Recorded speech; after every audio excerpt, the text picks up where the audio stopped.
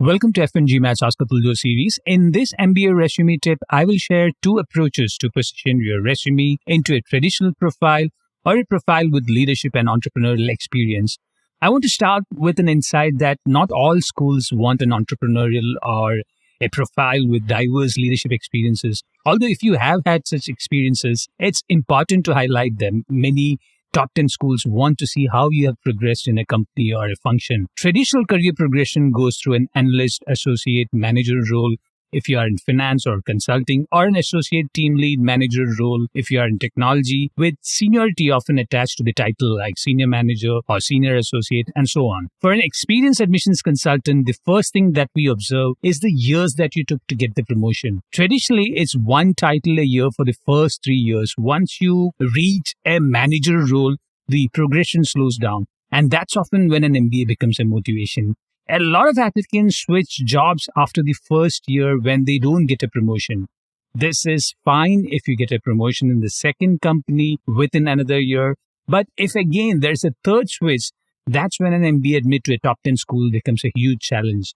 Another group of applicants switch employers for an opportunity to change function within their niche, like from coding to technology integration, sell side to buy side in investment banking, or marketing analytics to marketing strategy, and so on. It should be captured in the impact metrics if the change is not easily recognizable to an industry outsider. During the pandemic and even in an economic slowdown, companies postpone promotions. They must pay a higher salary with promotion. This nuance is not clear in the resume. The admissions team will start making assumptions that your performance was not up to par, or you performed the bare minimum and that was not sufficient for a promotion. The optional essay becomes an excellent space to capture such nuance.